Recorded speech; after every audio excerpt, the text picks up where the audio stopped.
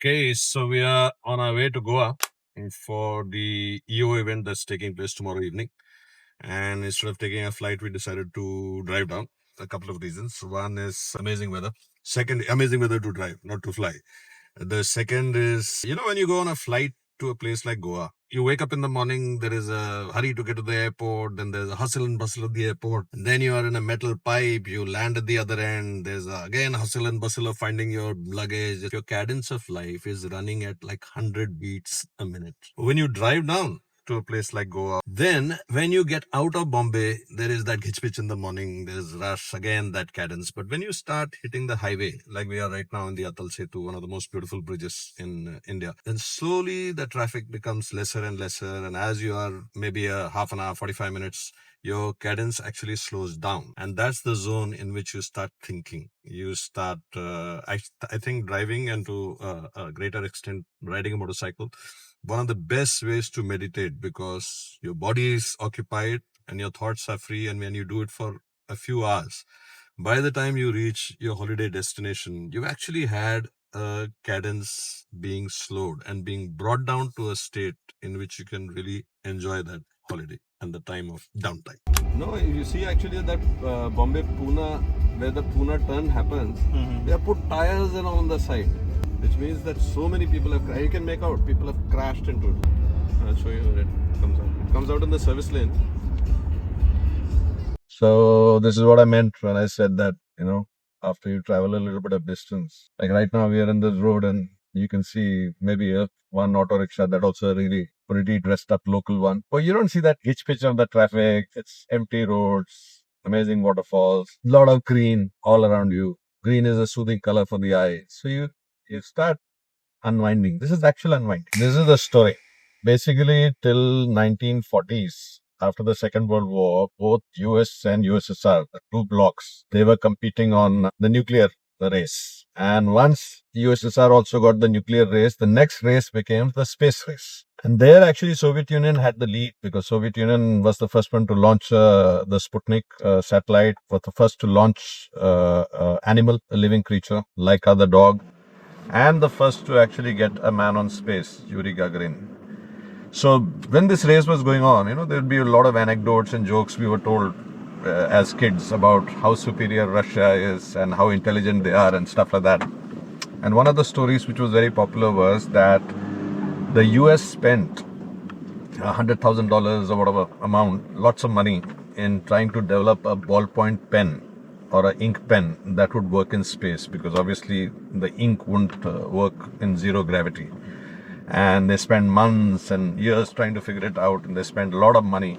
And the Russians just used a pencil. And that used to be a very, tongue-in-cheek way of showing how smart the Russians were, because instead of wasting money on trying to make a ballpoint pen that worked in space, they just used a pencil. But that superficial line or a joke which showed how the Russians were smarter was actually not true, because there was a reason why the Americans were spending that kind of money. Even they could have used a pencil, but there was a reason why they were spending that money, because what they were trying to solve was how to move liquids in zero gravity. And the technology that they got in terms of getting a ballpoint pen with a gel to work in space was exactly the same technology that they used later on in fiber optics and many other applications of hydraulics. This idea of telling a story or narrating an experiment and taking a lesson from it, which seems very superficial, is often flawed, because it's only when you go into the second order of thinking that you really discover the wisdom behind these stories.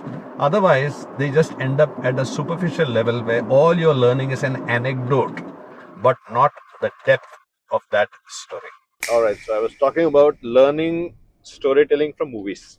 Appaji, that's my father, was quite strict. He, amongst many of his other, things that he taught me, one was the love for movies, and he was considered to be a really cool dad in my school, because he used to come to school to take me to see a film, many films, many war films, The Bridge on River Kwai, and many movies which are considered to be Guns of Neveron, Force 10 from Neveron. And they used to play at 3:30 in the afternoon those days, so you had to actually be taken from school. And my dad used to do that. And from then on, I have always loved films in terms of understanding storytelling, psychology, human behavior, history. Two, three things fascinated me. One was that what would be a movie's loco standi to be, as they say, right to win business. And one was the zeitgeist. What is happening at that point of time? And if you look back in the early days of our independence, most of the movies reflected that need for independence, consolidation, solidarity. And after that, there was an era of Naya Dor, which spoke about the fight between human labor and industrialization. So the pushback. So for a country to become what it became in terms of industrialization or any sort of a transformation, there'll always be a pushback. And the films of that era, the novels, the plays will reflect that. And after that, you had the 70s when there was an era of roti kapda or makan, which were the essential, asks of the people. And then there was also a phase in 90s where maybe it was because of the economic boom, where the narrative was nobody really knew hero karta kya hai apart from Ashki. Hero का job वॉब क्या है, nobody really seemed, है ना, चांदनी वगैरह में क्या करता है ऋषि कपूर, किसी को नहीं मालूम. Helicopter में बस Ashki करता है, हाँ, बाजीगर, all these movies that maybe reflect. And then suddenly you had this small localized films about Mere Baap Ki Maruti or Vicky Donor, which spoke about a story which was very relatable to. And you find that the zeitgeist is always reflected in the movies. And if you see the movies of a certain era, what made it a hit, and I'm sure this is true for rock bands and albums of a certain era, you would understand what makes that generation of people tick, what makes that group of people tick. You understand not just by say listening to the rhythm of music or something like that, but understanding the history behind. And movies are great in that. And a great example I'll give you is James Bond. I mean, nobody needs to be introduced to this protagonist. If you actually study the evolution of Bond, beginning from, and if I say this, I don't know, you may have to bleep this out literally.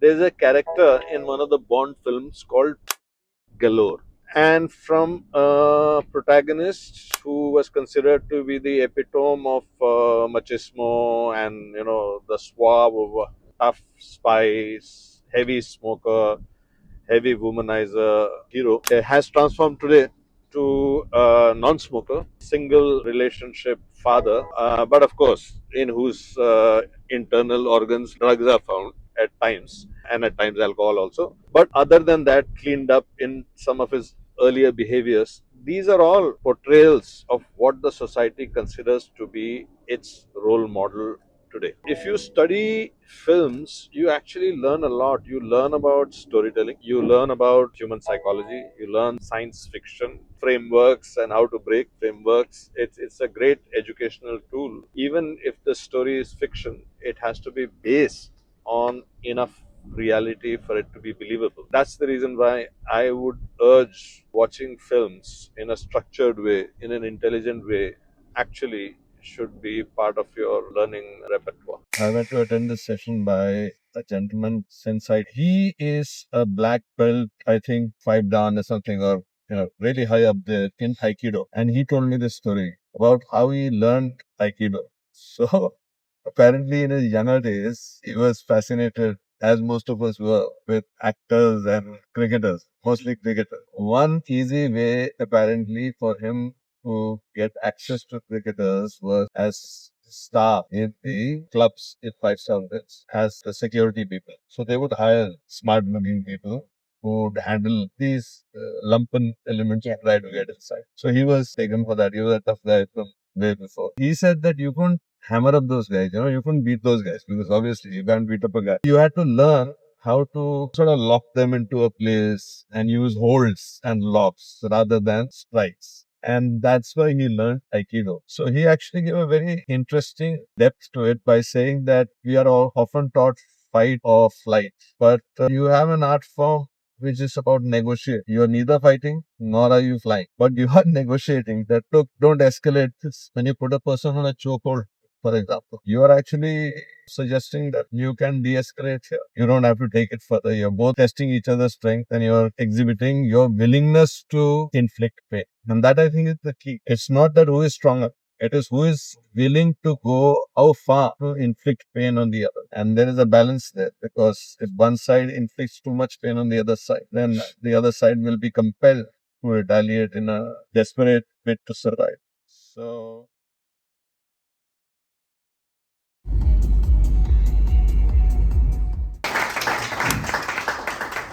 you will sit in the front.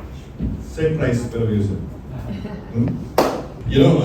As you heard from the bio, I've had a fairly unusual career. I've spent about 12 years in the armed forces, another 20 years in corporates, 5 years in the bureaucracy also, working with the government, from the government side. So a lot of my friends ask me this question, which one of these three careers was the most difficult one? And I tell them, I can't give the answer to that one, but the easiest one was the army. Yeah, because in the army, at least you knew which side your enemy is. In most corporate settings and bureaucracy especially, you don't know hai kahan. one shortly, shall we? Okay, we are starting at 8:10 from Ganpatipule, and we are first going to go to the temple and then head back to Bombay. As of now, showing us 3 o'clock arrival. By the way, I'm wearing this as a medallion for the last. Whatever. It also has medicinal value. You hold an asthma here. This Good. Durva.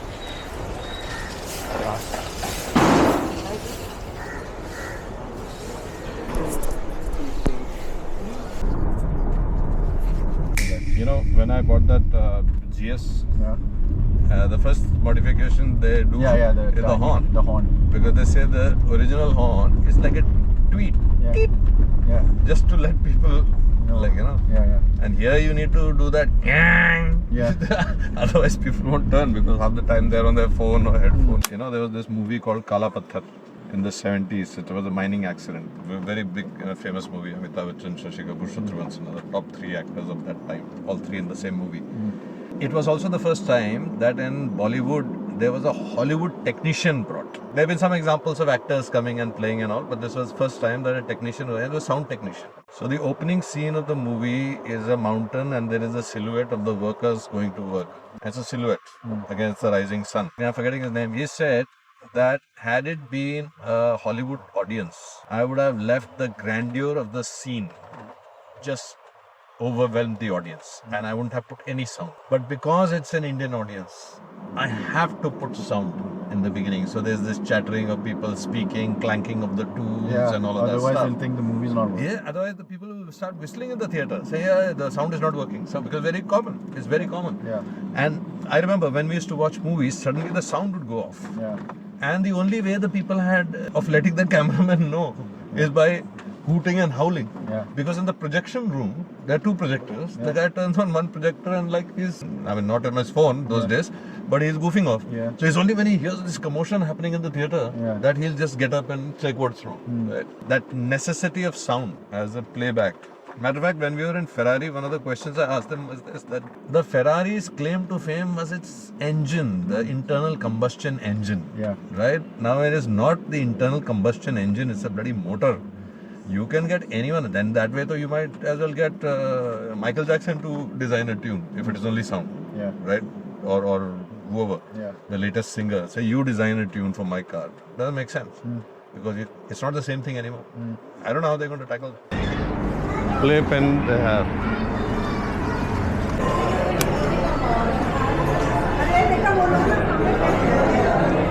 Thanks a ton for watching the video. This is a new format we are trying of exchanging stories while we are traveling on our road trip. If you liked it, I would wish you let me know in the comments. And if you have any other ideas, then we would like to incorporate it. And if this turns out well, we are hoping to do this with every road trip that we do. So looking forward to see you in the next trip.